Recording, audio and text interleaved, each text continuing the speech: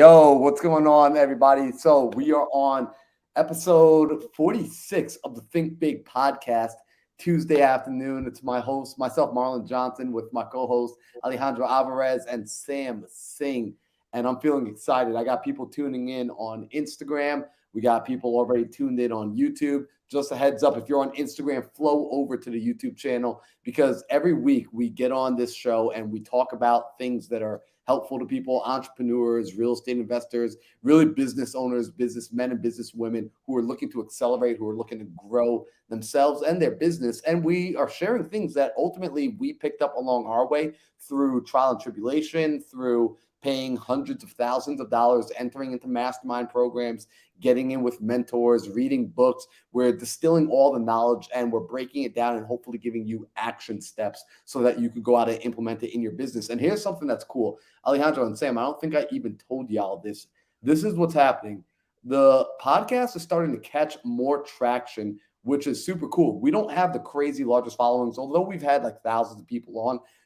From episode to episode at this point in time, we're probably getting like a consistent 20 to 50 people that tune in live just on the YouTube. So guys, again, if you're on Instagram, come over to YouTube. But we get about 20 to 50 people. However, it's a strong 20 to 50 people. It's people taking action. It's people doing things. And yesterday, I got somebody that scheduled time on my calendar. They went to my Instagram. They found the link, scheduled time to get on my calendar. I forgot this link was even up. And when I was looking at how they found me, it said YouTube. And I was like, whoa, that's interesting. And when we were talking, he told me over the weekend, he had been sent one of our episodes. He got sent one of our episodes, and he said he spent the entire weekend binging every single episode. Shout out to Johnson. He said he spent the entire weekend binging through every single episode. And he said, thank you. He's like, yo, you guys know what you're talking about. Everything I'm hearing is useful, it's practical, and that's why I wanted to reach out and connect. So I thought that was super cool. I wanted to share that with you guys. I want to share that with the audience because that's a product of y'all sharing these episodes with your friends. That's a product of you actually putting this in the Facebook groups, you resharing on Instagram. Shout out to guys like Jonathan Supple, who literally tagged us every single day since last week. Shout out to people like Paulina, who reshares our post.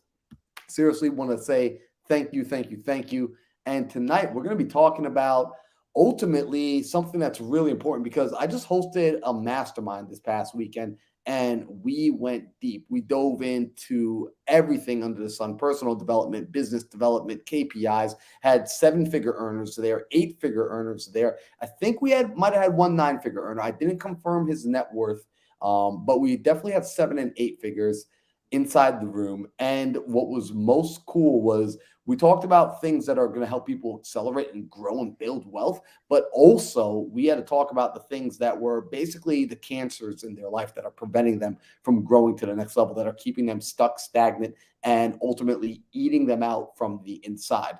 And tonight we're going to be talking about what people are doing that's keeping them broke for the sake of identifying what you need to be doing in order to move forward to that next level. So that's my introduction for today. And also, that's crazy. Somebody else literally just booked time on my calendar as we were talking. So, guys, shout out to that. I do want to say this. Before we get into today's episode, I'm going to ask, please, if you know that you've been here before, if this is not your first episode, share this out. Get some friends on board. If this is your first episode, be patient, hang out, pull out a notebook, get ready, and participate in the comments because we read every single comment. So, Cody, Paulina, Aman, let's go. Let's get started. Alejandro, Sam, how are y'all feeling today? Feeling fantastic, brother. I see we have matching hats here. I don't know if Marlon, you got the same hat on, but that looks amazing. It's the mime. Hey, yo, his hat matches the back of my shirt. Look at that. Let's go. I'm jealous, man. I need one of those. But yeah, I'm doing great, Marlon. I'm always super excited to be on here with you guys, especially after long weeks and of bringing down fires and businesses and just coming to hang out with you guys here with, super intelligent. And congratulations on your mastermind, brother. That looks like it was an amazing time. I saw Cody there. Shout out to Cody. Cody's an amazing guy too. Sam Singh. So yeah, super excited to be here, guys. Heck yeah, bro. It was a phenomenal time. I'm just going to geek out for a moment. If y'all give me the mic for 30 more seconds. Here we go. Just pull the mic in for 30 seconds here. Notice you said 30 seconds, Sam. You know that's way more than that. Dude, yo, because I'm all right with it. Run with here's that what shit, happened. dog. Here's what happened. This past weekend, I knocked something off my bucket list. I've been wanting to host my very own mastermind for maybe about 3.5, almost 4 years since I even learned what a mastermind was, from studying guys like Dean Graziosi, Tony Robbins, Les Brown, Ed Milet, like these individuals who really changed my life and put that spark inside of me. And this weekend I got to do it. And not only did I get to do it, it was a beta test. So I would be honest, I was a little nervous, but it required courage on my behalf. Although I seem really confident, anytime I do something new for the first time, I am still a little nervous. I'm human, just like everybody else. And I told Sam about it. And Sam, definitely appreciate you, Sam, for being there, because Sam supported me in such a major way, helping me, kind of just talking me through it, helping me plan, showing up to provide support for the guests and the attendees, just making it a phenomenal time. And I just want to kind of highlight this, that when we get clear and we get focused on what it is we want to do with ourselves, and we get focused on the goals, and we stay consistently moving towards it, it begins to happen. So sometimes people start moving the target around, hey, you want to do this, and it doesn't happen in the time frame that you thought it was going to happen, and so you release the target and you move on to something else. You can't do that. You actually have to maintain and hold the target. In fact, and this was something I actually learned from my own mastermind this weekend from one of our guests, Anthony Pappas. Shout out to Anthony Pappas. He spoke about, because he reads, he's a voracious reader, and he picked up the book of a biography of Elon Musk. And a lot of people don't know, when Elon Musk sold PayPal, it was a forced sale. Although he made a lot of money and it helped catapult the rest of his career, it was a forced sale. And he wanted PayPal to be essentially what cryptocurrency is today. And his dreams for it were to call it X.com. Well, what did he just recently do with a multi-billion-dollar company that he acquired? He rebranded it to X.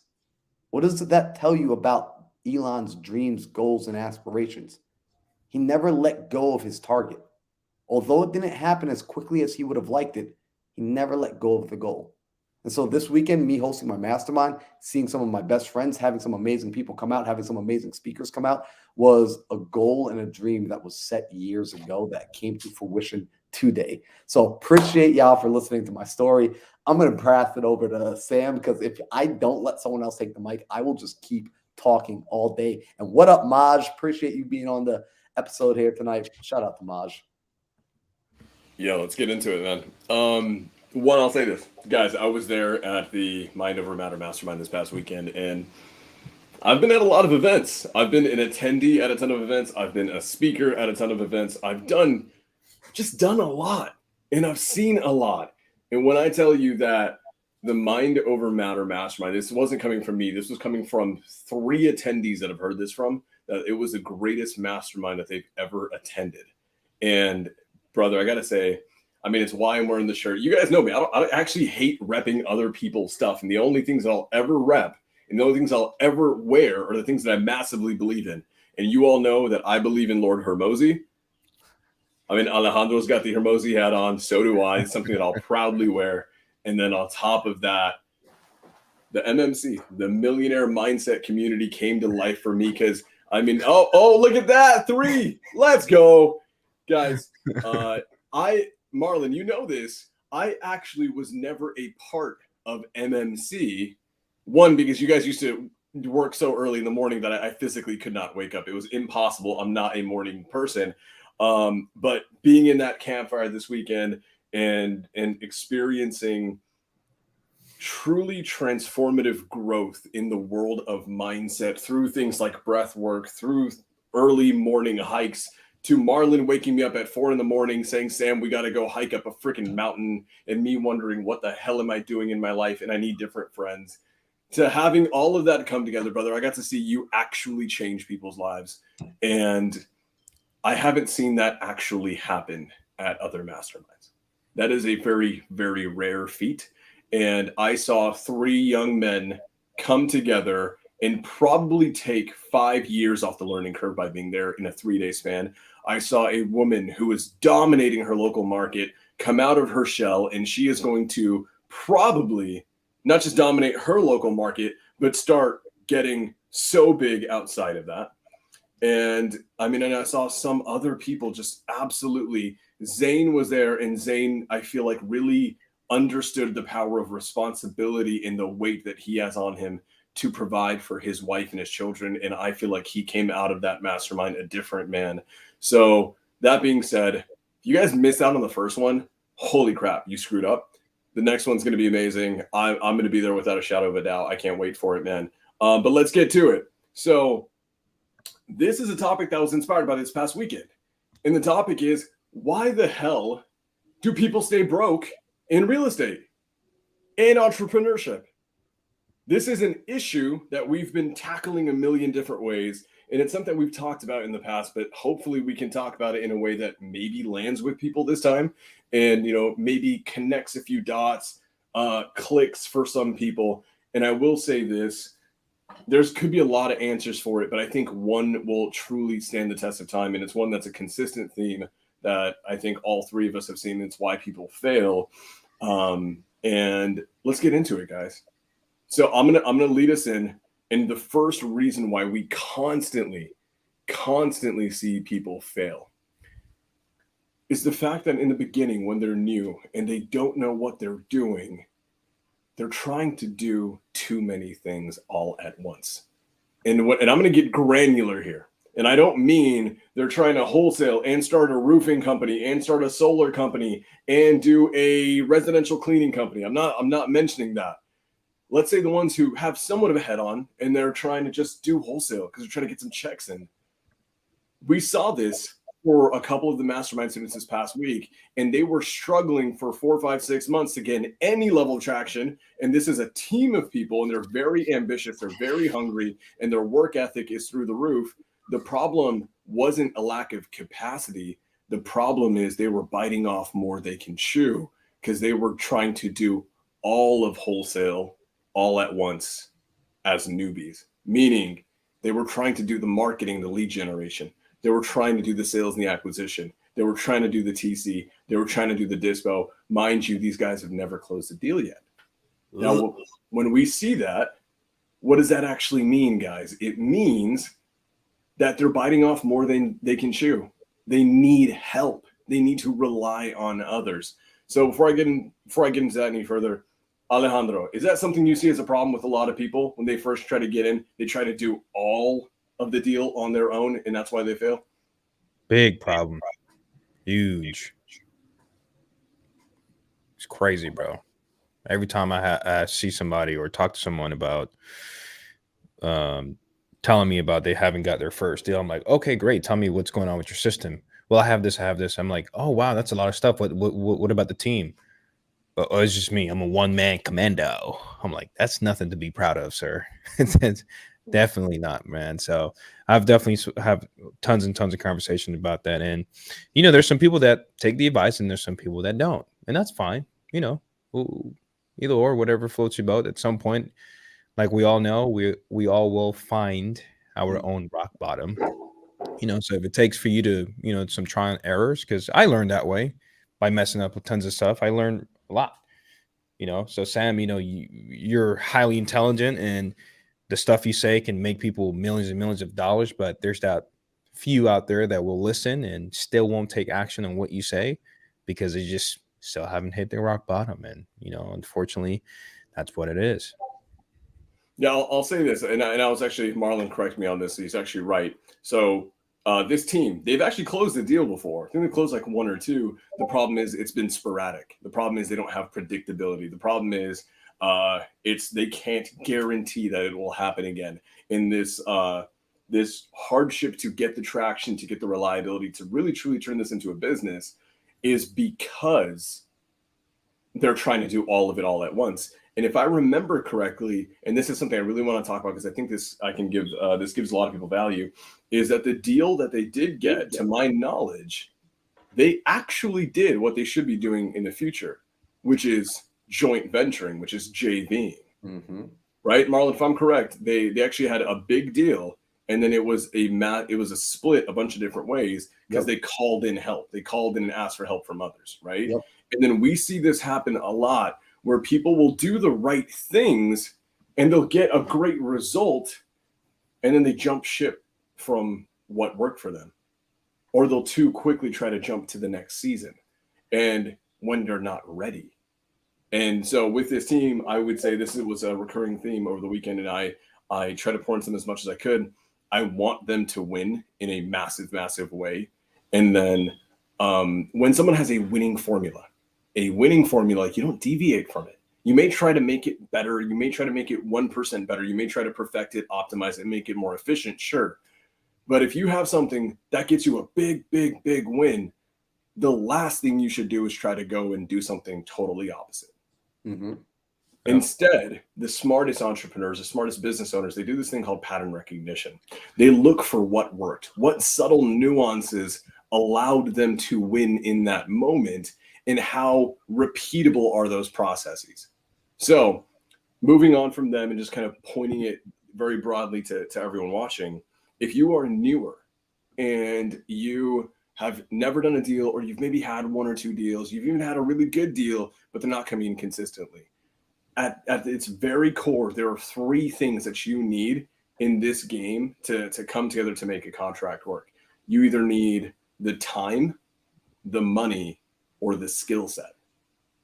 And that's where people kind of falter. That's where people fail, is they don't realize that in the beginning, you may only have one of the three, or you may only have two. And if you're lucky, you have all three, but that's extremely rare. A lot of people, they'll come in and they'll have all the time because they're young and they don't have a wife, they don't have kids, they don't have necessarily a full-time W-2, they're living at home with mom and dad. So you have all the time in the world, but you maybe just graduated college, so you don't have money, right? Or vice versa, you have a wife and kids and you have a full-time job and a full-time career as a doctor. So I guarantee you have all the money in the world, but you don't have the time and you don't have the skill set. So, and I can keep going on and on and on with that. Guys, the reality is to get a deal done consistently, or get multiple deals done consistently in any way, shape, or form, you need those three things to come together in unison over and over and over again. And whenever we see a group or a partnership or an operation where those three things, there is a funding partner funding the lead gen, there is a group or people or a person who is committing all their time to pounding the phones, and then there is a person with a high tier skill set, a sniper waiting to be on call, kind of like Alejandro Alvarez. That's when consistency happens. That's when deals get crushed. That's when things go right. Am I fair to say that, guys? I would agree with you. You know, I 100%. I think people need to acknowledge that, and also recognizing, like, with the skill set, right? There's multiple skill sets at each piece of the conveyor belt, right? Within business, right? Within the marketing, there's skill set there. Within the sales and conversion, there's skill sets there. Within the, I call it fulfillment, because my brain is always, even though we're talking about real estate, I always go to business as a whole, because my hopes and my dreams and my beliefs is that there are people inside here watching this who are like, man, I can't listen to you guys though, because all you talk about is real estate, and I have a car wash business, so I own a restaurant. And it's like, well, no, this is the exact same framework. Frameworks work regardless of what we're putting it to. And so in this case, when we get a contract and we've now got to sell the contract, that's my fulfillment, right? So that's dispo. Dispo and fulfillment are the exact same thing. And there's a skill set required inside of there. And you either have, like Sam said, the time to do it, or the time to learn how to do it better. You have the money to pay someone who has the skill set to do it, or you do it so well that it doesn't take you a long amount of time or the most amount of attempts to get it done, so you can get more home runs with less at-bats. And people, before you start adding more things to your plate, make sure that you're dialed in on your capacity to fulfill through whatever three means you use, whether that's time, money, or skills, your own personal skills. Make sure that you're dialed in and that your thing, your position is producing the result it's supposed to be producing before you step out and start adding more to the plate. So yeah, let me throw it back to you, Sam, though. And apparently Cody's telling you, dude, is your alarm going off right now? It's not going off. The batteries are, you know me. Guys, this is the reality. I travel so much that I'm away from home probably more often than I'm home. So when I come back, like, the batteries are always out of my smoke detector, so they're going to beep. But here's what's funny. I don't hear it. Bro. It's not a thing to me. And like the other day, I forgot who I was on a call with. I was on a call with someone. They're like, dude, your smoke detector's going off. And the little beep from the battery. And I swear to God, I never heard it. I never heard it one time. So, you know what's but crazy, Sam? when I rewatch it, it does go off. You know what's crazy, Sam? I Yeah. never hear smoke detectors, and Caroline calls me out on it all the time because growing up, my mom used to literally like she would cook from her bedroom, so she would put the pot on, go upstairs, go take a nap, and then like later when the smoke alarms were going off and like everything, like I just became immune to the sound of the batteries dying and also to the actual sound of the smoke detector going off. And one day we're on a Zoom call, like 200 people, and everyone in the comments is like, "Yo, what's that sound?" And I'm like, what's everyone talking about? So yeah, bro, like I didn't even realize that until Cody said it just now, but now I can't not hear it. Dude, I feel you on that. Cody, I actually do need the money from a GoFundMe, bro. I would appreciate that so much so I can actually get some batteries up in here so I'm not annoying the hell out of you guys. But in the meantime, guess what? I'm not gonna mute it.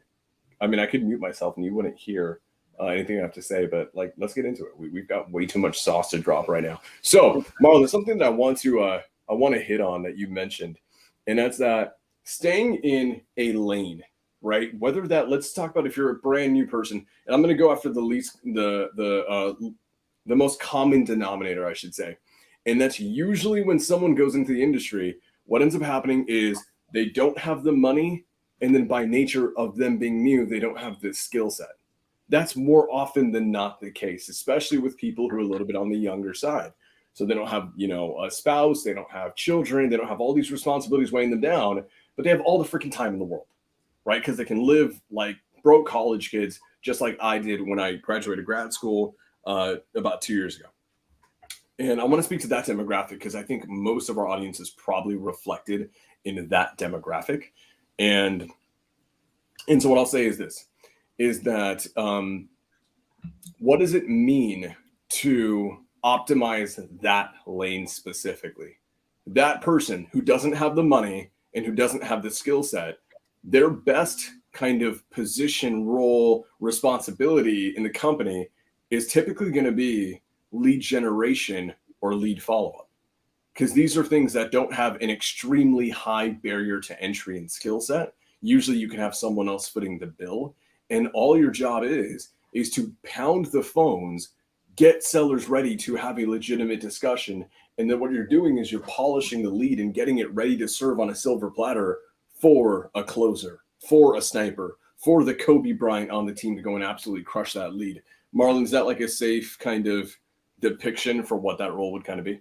I would say that's a safe depiction for pretty much 90% of the people inside of that, situation where they don't have funds, they don't have money, and they have time, right? They got time available. The only time I would say that's not going to be a good fit for that type of person, where they don't have money and they don't have skill set, but they have plenty of time, is if they find that their personality type is absolutely, totally 1000% introverted and they are extremely systematic. They are extremely computer oriented, systems oriented, and they're more of a techie, in which case they still find a way to plug in with a team to have a closer close things up, but they might potentially put themselves just in a different position, but still ultimately fitting themselves in to something that already exists that allows them to work on a single skill. So yeah, I think the premise still exists here where the focus is how can I take one seat at a multi-seated vehicle and just focus on that one seat. I love that. I love that. So when it comes down to it, and you're absolutely right? I'm mentioning a sales kind of process or a sales position because that's what I defaulted to, and that's because I'm a sales oriented human being. But the reality is you're absolutely right. There's people who are systems oriented. They're CRM oriented. They may be really good on the TC side. They may be really good on the disposition side doing B2B, which is still sales, but it's a different vibe in that sales, right? Mm-hmm. I find that a lot of people who are a little bit more introverted or integrator, if they have to pick a sales route, they'll typically be a little bit easier for them on that B2B disposition side than the B2Z direct to seller or direct to agent side. But what I want to talk about is maximizing that lane before you get into the next one, right? Yep. So I'm going to roll with the lead manager type role because because that's, the more prevalent one. And guys, I want you guys to understand that even though I'm speaking on that, I want you to take wherever you feel your avatar is, wherever you feel your season is, and then apply the same principles to it, and then just kind of amalgamate what you have to. So go for it. I'm sorry, I gotta add one thing. Cause first of all, I just gotta say thank you. Thank you, Sam. I want everyone, the reason I'm thanking Sam is because I want people to listen to what he just said, because you just said the most valuable thing I think anybody could have possibly heard, and it's going to get washed over. So I want to come back and highlight it, which is Sam just said, I am about to give advice to a very specific avatar. And some of you are going to be listening and you might not be this avatar. So as you listen to this advice, please discern what will apply to you and what will not apply to you. And this is critical to do, because a lot of times people take advice that is being spoken to a very specific avatar on a public stage, like a YouTube, like a Zoom, like a mentorship program, and they start applying it to them. And then tomorrow that same speaker presents another advice to another avatar that now conflicts with yesterday's advice, and they find themselves going zigzag back and forth in place, not growing, because they keep changing what they're listening to, and they're applying things that do not apply to them. I have to highlight that because, oh my gosh, I've seen people stand in place for the last 3 years because they're listening to everything and not discerning what they need to take to keep moving forward and what they need to leave behind so that they can get there faster. Sorry, Sam. Let me let you go. No, that's so good. I mean, and dude, you hammered that away better than I ever could. The reality is, yes, guys, the power of discernment, the power of delineation, understanding how to compartmentalize advice that's given to you, and being able to discern, hey, is this advice specifically, uniquely, applicably for me right now?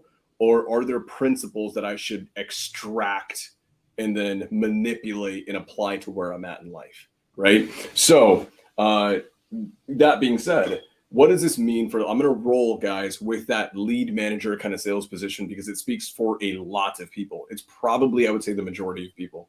And what does this mean? It means you're going to call agents, you're going to call sellers, you're going to tee up leads, and you're going to do a lot of follow-up. And let's just say it's a creative finance potential lead, and you don't really understand creative finance yet. It's confusing. You don't know how to overcome the DTI objection. You don't know how to overcome, hey, it's a VA loan, and how does entitlement work? I don't know yet, and that's okay. Your job may not be right now or in the season that you're in to close it, get a signed contract, and disposition it. Very often, your job is to do one thing and one thing only, is get that agent, get that seller as far along in the process as you humanly can, right? And then this is the key element right here. And that's to take a step back and then ask for help from someone who has the skill set. And that is hard. I know that is hard. I know that sucks, especially for the guys who I'm going to speak to, because as guys, we tend to have an ego and we tend to have pride and we tend to be idiots when it comes down to asking for help. How do I know? Ladies, for the ladies watching, for all the 17 ladies that are watching right now, out of the 750 people who are watching, ladies, has your man ever gotten lost and actually stopped and asked some stranger for directions? No, men don't do that. We're like, babe, I got it. We're going to be all right. I know exactly where we're going. And what ends up happening? You get lost for another 2 hours. That's what men do because we're egotists and we have pride, and that's okay. It's okay. But if you guys want to grow and you want to get bigger, the reality is you cannot have an ego in this game. An ego in this game truly is a barrier to success. It is a barrier to growth because right now you don't have the skill sets.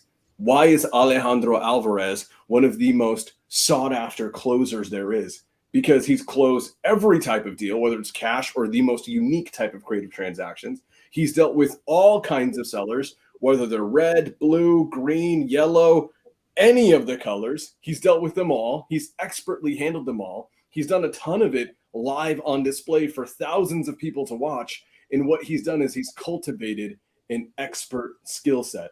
And that wasn't gotten overnight. In fact, he put years and years into a sales position in the automotive industry. Then he came into real estate, and then he just polished and refined that blade, that tool, that knife that he has to go to work with.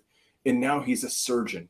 Now he's a surgical operator, and that's exactly what he does. Guys, the reality is he is a doctor closer, and the cell phone is his scalpel that he goes to operate with, and that shit is rare. And I mean it, that is rare. And so for the acquisition folks, it is okay. The money, guys, and this is one of the greatest lessons I've ever been taught, one of the greatest lines I was ever taught to me in entrepreneurship. And this is like a core tenet to my life. And that is to never step over dollars for pennies. Marlon, Alejandro, do you guys think it's safe to say that a lot of times people don't want to tag in help? They don't want to step aside. And for a lot of guys, I'm gonna call out my guys here. We don't want to step aside. Why? Because we don't want to let Alejandro come in and he's the knight in shining armor who crushes the deal and is the hero. We want to be able to say we did it. Guys, go ahead. I was going to say, absolutely. That happens all the time. And really, it's funny because it has nothing to do with business, and it has everything to do with a person's own insecurity. And I know from personal experience, right? Like, why don't we ask for help? Because we create this character where we're competent, we're strong, we're capable, we're self-reliant. And I don't want that image to be broken down. I don't want people to see me as needy, as weak, as not capable. And so instead of asking for the help that I so desperately desire and need, I'm going to say, I got this. I'm going to say, I totally got this.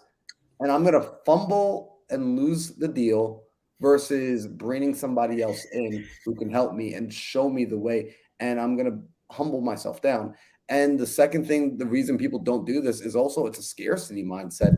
There's still a age-old belief that if I give up the pie, right, I'm getting 50%, right? Versus if I do it on my own, I can get 100%. However, 100% of nothing is still nothing. 100% of nothing is still nothing.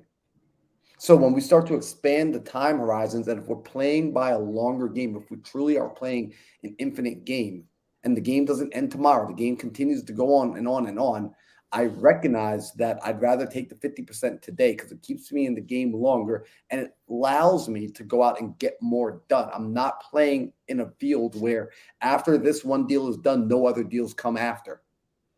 That was a thought process that I used to have in my mind of like, ooh, but if I give up the $5,000, and it's just like, whoa, wait, do I think this is the only deal I'm ever going to do for the rest of my life? If this is the last deal I'll ever do for the rest of my life, then yeah, I will fight to do it by myself. I will fight to get it done alone so I can take 100% of it. But if this is just the first deal, this is just one deal of many, one transaction of many, one customer of many, one contract of many, one house of many, well then hell yeah, like let's chop this up. Let's get it done faster so I can go and get to more of the many. What up, Alejandro? I just wanted to talk. I had a similar scenario with this.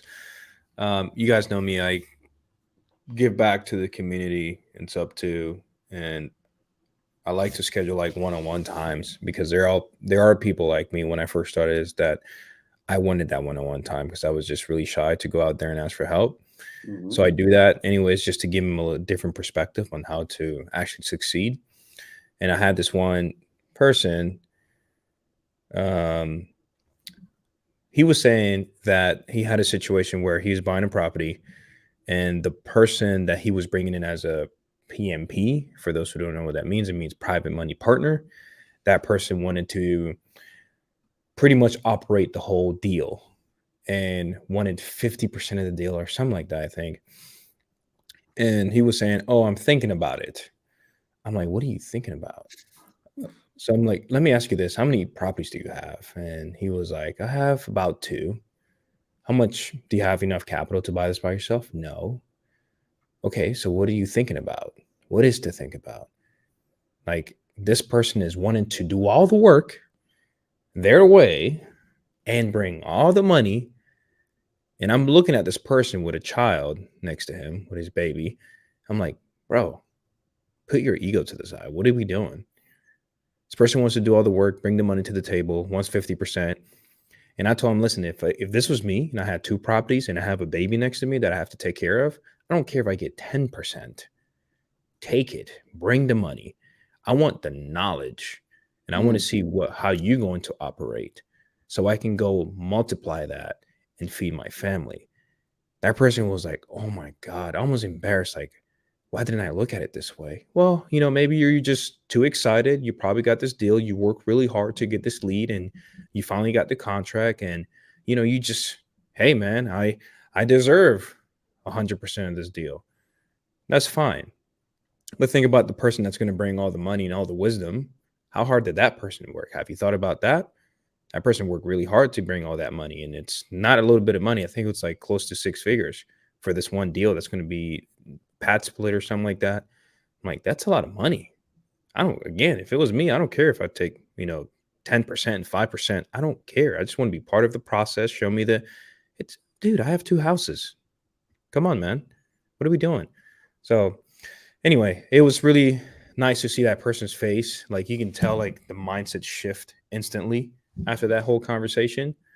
And people just like, bro, like sometimes you really do need that third eye, just look at it from the outside. So that's it. I just wanted to share that story because I'm sure there's going to be a lot of people that are going to be going through that same situation. And guys, man, like, it's not about the money today. It's about the wisdom that you acquire and the opportunity. Come on, man. Think about it. That's it. When you become a millionaire, it's the mindset that make you a millionaire, not the assets or the money you made. It's a fact, man.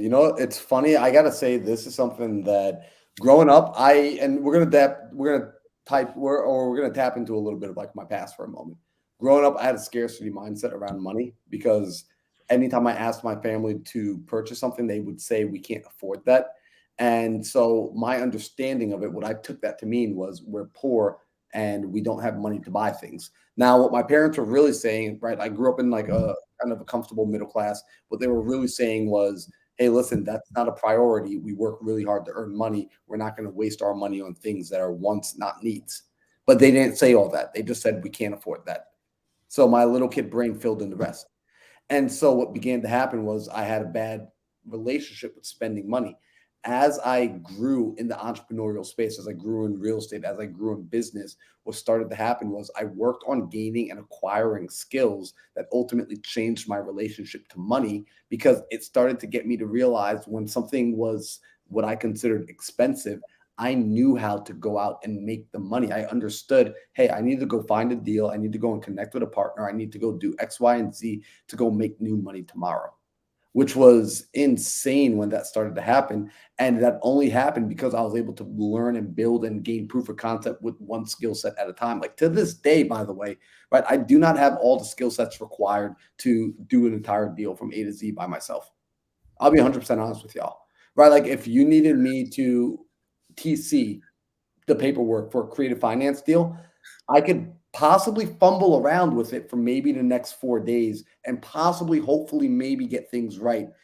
I'm going to screw something up. Let me just be honest. I'm going to screw something up, right? Like something's going to happen. The deal's going to go south because y'all let me try to TC the paperwork. Instead, I found partners who TC the paperwork. If it comes to disballing the deal and we've got like 24 hours left to get the deal sold and we got to find a new buyer in a brand new market that I've never been in, again, I don't have that skill set fully developed. The skill set I worked on developing was lead management and closing. I got really good at that. And after I started to get good at that, I started to then branch out to learn one of the other seats inside of business. And for me, that came into marketing. And that's now the skill set that I get to work on today because I've been able to work on acquisitions. I got to sit in an acquisition seat for a long time. So bringing it all back to Sam's point of earlier, what causes a lot of people to stay broke is they never give any of these skills the 10,000 hours needed in order to become a master because they're spreading their hour out among 7 different things. What's up, Sam? I got a question, bro, for the people who need to hear it because people need to hear that. I'm so glad you said that. How do we get to 10,000 hours? Ooh, so easy. It's through repetition and staying in flow. In other words, very practical way, guys, like seriously, booby trap your day, booby trap your life to work on that skill over and over and over and over and over again, right? So if I want to get good at closing sellers. I just need a lot of at-bats for closing sellers. This was actually the problem I ran into in the very beginning when I was trying to get good at this. I was trying to get good at closing sellers, but what's the most obvious problem for a brand new Marlon getting into real estate, getting into business, trying to get good at sales? What's the most obvious issue I'm going to run into if I'm brand new, just starting out, and I'm figuring things out all on my own? I don't have enough leads. Yeah.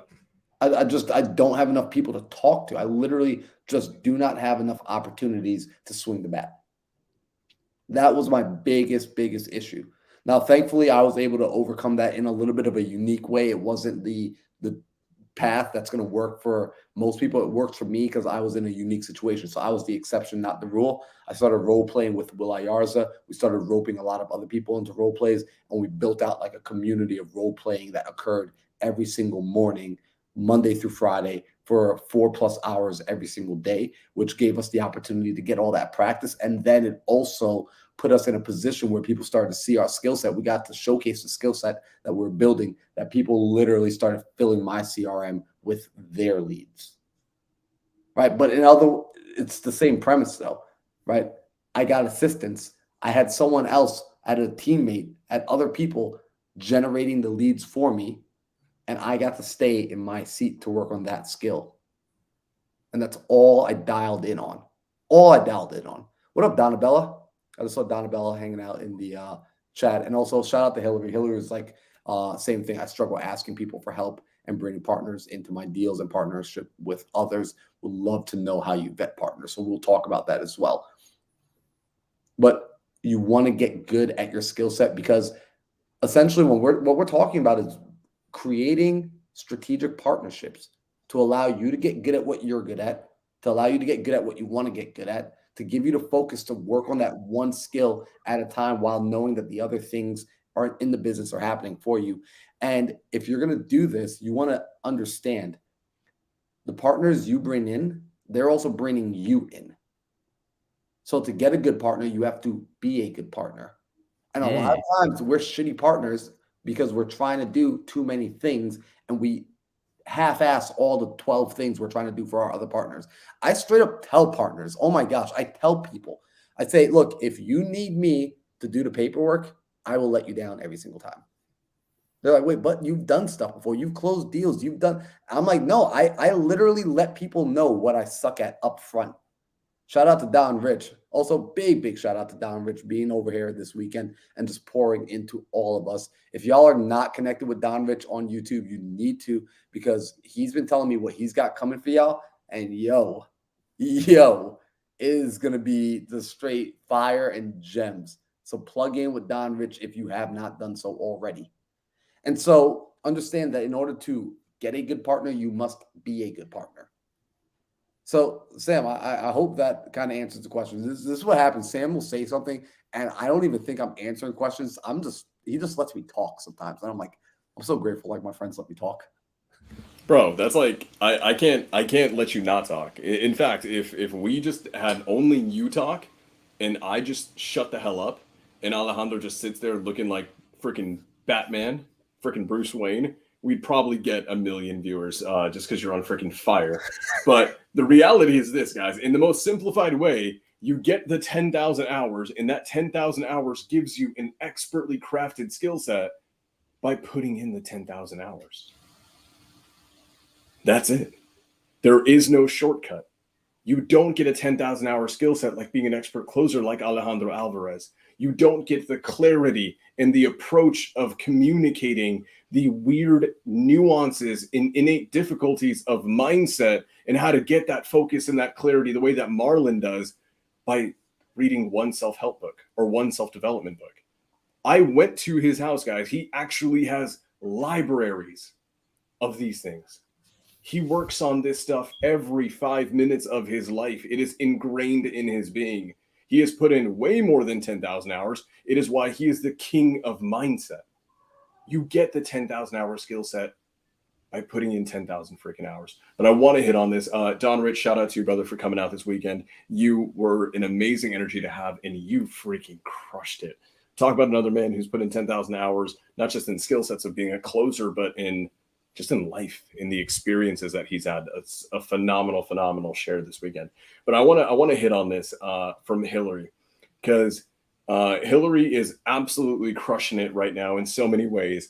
But Hillary has a really strong point. She's really good at doing what she's doing. And to my knowledge, I think she's maximized being somewhat of a solopreneur. How do you start bringing in strategic partnerships? How do you start hiring people and trusting them with the keys to the kingdom? How do you vet them? I think one, and most importantly, it's this, guys.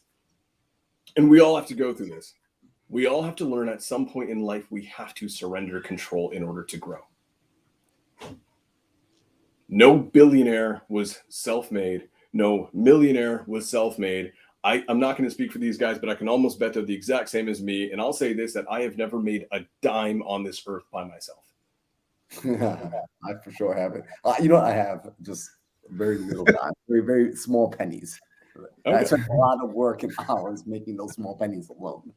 Okay, fair enough. Outside of Marlon, he is the one unicorn anomaly.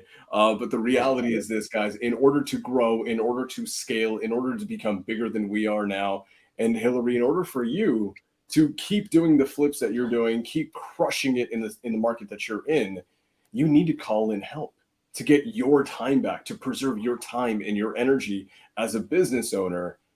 So first and foremost, you have to be willing to take the risk. When I started hiring and I started putting leaders in my business, I had to make this agreement with myself. And that's that we're going to lose money in the beginning. My leaders aren't going to be able to perform the way that I can. We are going to lose $20, $30, $40, $50,000 opportunities. And that's okay. And that's absolutely okay, because they need to come. They need to fail so they can grow. I've lost. Alejandro, have you lost on your own because your skill set wasn't there yet? Have you lost $20, $30, $40,000 opportunities? Oh yeah, way more than that. Absolutely. And then, but every time you did, oh my God, look at God dang, Marlon. Marlon is going to get up to 1,000 viewers really fast, guys. Apparently, my camera wants to see my legs. That could have gone so bad so fast. What? Good thing I got pants on today. Yeah, What yeah. Marlon's camera was thinking big, guys. Sometimes I sit here in undies. Yo, what kind of camera do you have, bro? Bro, it's got a Does it have like an eye throughout the whole room? What just happened? What? Sam doesn't even remember. Yo, we said think big, dog. Sam doesn't even remember what he was talking about. Yeah, it's official. We're starting. It's okay. I got it. I mean, outside of Marlon's completely inappropriate camera, Jesus, so bad. Those technical difficulties, we'll just chalk it up to that, guys. But the reality is this, guys: you need to fail, and you need to be able to surrender control. And I'm gonna try to give this to you in the best way that I can. When Marlon and I decided to do something really fun and really crazy and really risky and really dangerous, and that's jumping out of a plane together at 18,000 feet in the air, I had to basically surrender control to someone who's really good at what they do. That someone who's really good at what they do was all of 19 years old. A 19-year-old kid was on my back as my tandem partner. We were going up 18,000 feet in the air, and I was literally not giving up my business, not giving up a deal. That's not what I'm surrendering control. And I was surrendering control of my life to some 19-year-old kid from Germany. I didn't know if he had a bad day that day. I don't know if his girlfriend dumped him last night and he was depressed. I didn't know if he was going to do his thing and pull the string and make sure that we survive.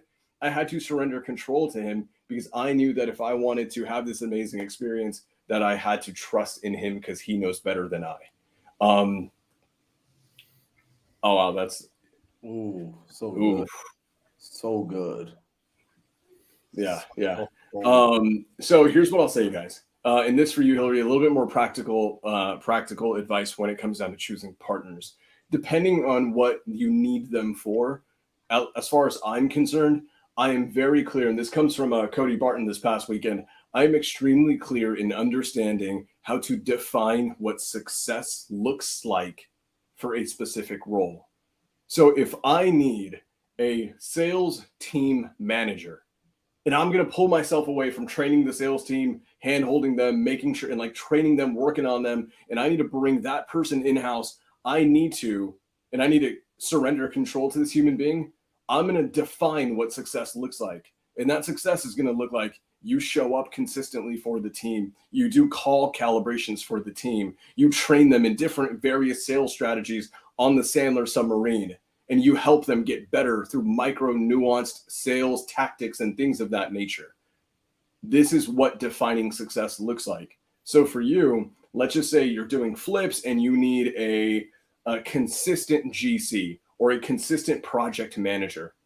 The easiest and best way for you to feel confident in your choice is to do one thing. I think focus on this one thing, Marlon. I think you'd agree with me on this, and that is to define what success looks like for that role.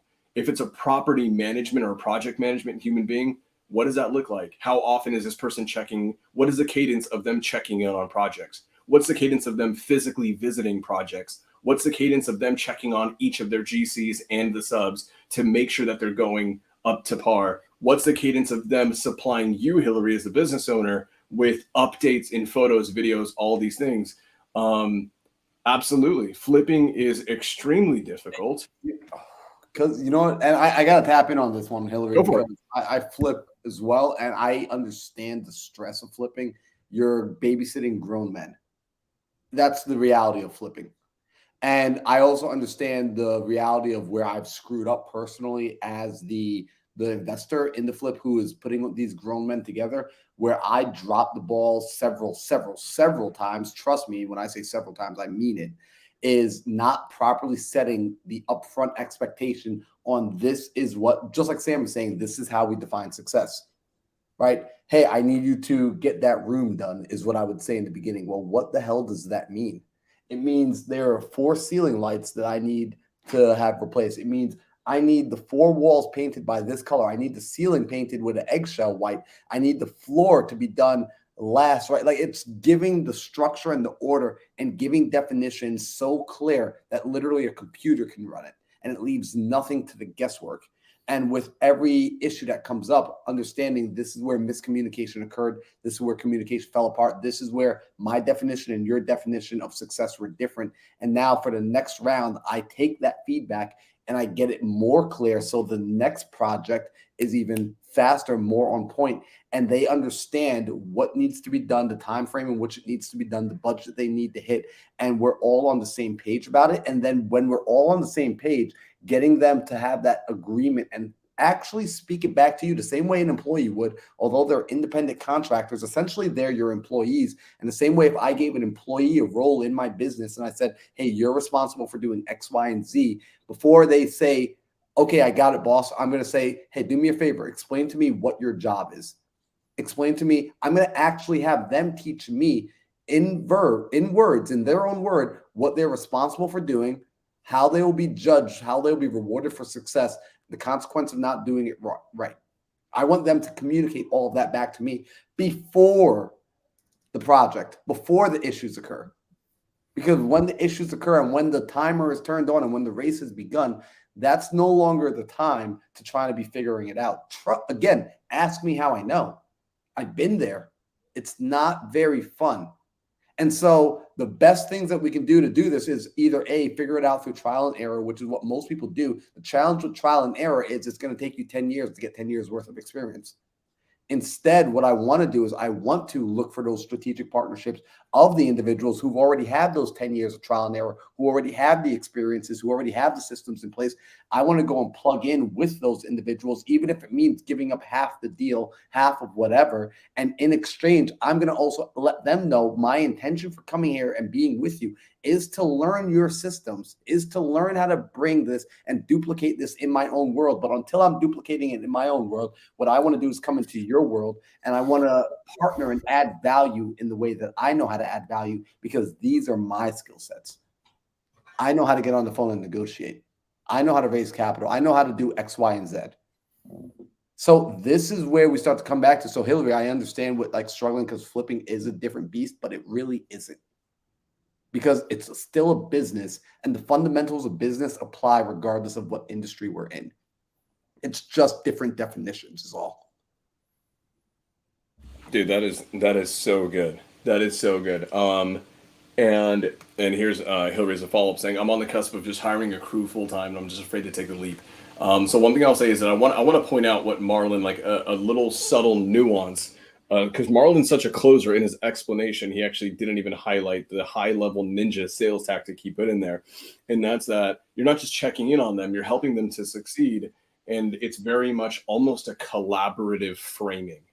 It is, I want to come in and work on this with you, and I want to set you up to succeed. How can I help you win?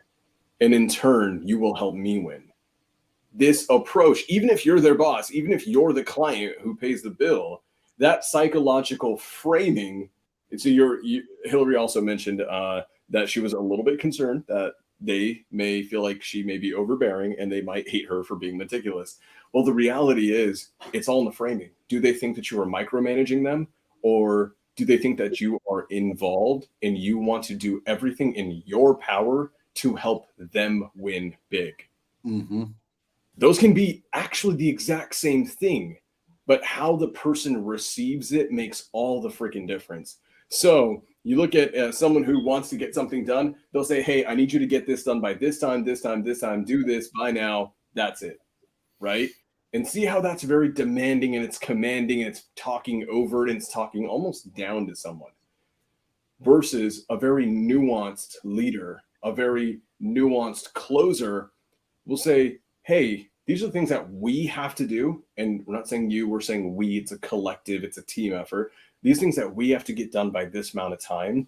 What do you need from me to help make sure that you can crush this, so you and I can go make a bunch of money together, and then we can get on to the next one, and then the next one, and then the next one? That approach, it's the exact same thing. The work gets done by the deadline. But which one am I going to be received better in? And it truly is that approach, especially with GCs, project managers, cleaning companies. This entire past weekend, I was dealing with a horrible cleaning company issue at one of my rentals while I was at the mastermind, Marlon's mastermind. And I basically had to fire a cleaner because they just weren't getting the work done. And then I realized this mentally, that I was framing it improperly. The next one that I reached out to, this amazing woman, I was like, hey, here's what we got. I'm so sorry. It is such a rush. I know I need you to get this house cleaned up by this time. Oh my God, we just met and I'm demanding so much of you. What do I have to do to help you get this done in time? Because I'm trying to buy 20 more rentals in this city, and I would love for you to do all of them with me. Boom. This lady who I just met went out of her freaking way. Marlon, I mean, I told you about it. She was out at my property at 11 p.m. at night cleaning. That's a closer move. So good. Bro, and what's crazy about that is because you did so many things there. We could literally dive deeper and deeper and deeper into that, but we're not going to, just because of time. And I want, first off, people come back and rewatch this episode, right? Share this episode with people. And Hillary, I'm so happy that you just picked up those nuggets from Sam today. What you're going to realize is it gets easier and easier and easier to frame when you understand the end picture and you're clear on the vision and you're clear on where it is you want to go, because then you can set the expectation from the very beginning. You're starting with the end in mind. In the beginning, when we're figuring everything out from scratch, we don't know what we don't know. So on that note, I'm going to share two things, because earlier I saw a couple of questions. There were so many questions in here that we didn't even get to touch on and tap into. So I want to say this for the people, because I saw questions about people saying like, yo, how do you get the clarity? How do you get the vision? How do you, I struggle with knowing exactly what it should look like at the end, or what I want to have happen on the end. Guys, I'm doing a clarity workshop with people that I was supposed to do it 2 weeks ago. Sam, you know about this. This is while we were traveling, while we were speaking on stages. I told people we would do a clarity workshop. Then I came home and I died. I literally laid in bed for a week. And then I had my mastermind to get ready for. So it didn't happen. But the beautiful thing about that is now it has the opportunity to happen for y'all. So do me a favor, y'all. If you need help with getting more clarity, if you need help with understanding the end goal, go to clarity.mindsetmarlon.com and register for it. It's absolutely free. You are not going to be charged for it. You will not need to take out your credit card to do this, right? I know I do coaching. I know I sell coaching. This is going to be a free program, a free workshop, and this is not recorded. This is live, right? This will be happening in real time. It will be happening live. You will be on a Zoom call with a group of us, and we will be diving in deep. In fact, I'm probably going to bribe Sam to come on there and see if I could bribe Alejandro to come on there and spend some hours with us as well. Because at first I was going to do it for like 2 hours, and then I just realized, I'm like, yeah, I'm just clearing off my entire Saturday. One of my Saturdays, I'm just literally clearing the entire like morning and afternoon for this. So come inside there so that you can get some sauce, and you could, more so importantly, it's going to be a little bit more. You're going to be answering questions. You're going to be taking time. You're going to be getting clarity, getting focused, so you know what the end vision looks like. And this will let you go back and begin to set those upfront expectations for the other people, as well as for yourself, for JV partners, for everybody. So guys, girls, ladies, gentlemen, thank you for being here for episode 46 of the Think Big podcast. I hope this was as valuable as for you as it was for us, because I love sitting down and listening to Sam and Alejandro. I love being able to hang out with these guys, that I get to see my friends every single Tuesday, and that y'all are showing up and engaging in the comments. I got to say, like Hillary, Nancy, Abraham, like Victor, this has been like the most hype I've seen the comments. Like y'all are typing like paragraphs over there. So Paulina, right? Elena, y'all are going ham on the comments. So I want to say thank you, Donovan, Jonathan, like thank you. Joel, thank you for interacting and engaging. Maj, thank you for engaging, because for me, this is what makes the show awesome. It's like, it's the audience. It's y'all, right? It's hanging out with my homies and hanging out with y'all, the audience, who are also my homies. So guys, we appreciate you. Do me a favor, share the podcast with somebody that you know needs to hear this. If you're getting value from it, all I ask is you simply help us spread the word by sharing it to somebody that you're like, hey, you know what? I know you're going through this problem. This can be helpful for you. It's been helpful for me. I want to make sure that you get it. And tag us on Instagram, right? Screenshot this. Jonathan Supple last week. Shout out to Jonathan. Literally tagged us every single day. In fact, I think Alejandro owes you a prize, because I don't know who else won. I just know I saw Jonathan every single day, not only on Instagram, but also on Facebook, tagging us everywhere. So shout out Jonathan Supple, and shout out to all of you who are here today. So Sam, Alejandro, I don't know if you got any final words for our audience. Just thank you. Thank you for supporting us. Thank you for continuing coming back every week. And thank you for sharing. Thank you for posting. Thank you for sharing your takeaways. And, just continue sharing if you get any values from it. Thank you. Thank you. Photo time, guys. We got to get the screenshot. This is the screenshot time. All right, that's it. Y'all can pause that. And I better not see any screenshots of my legs on IG.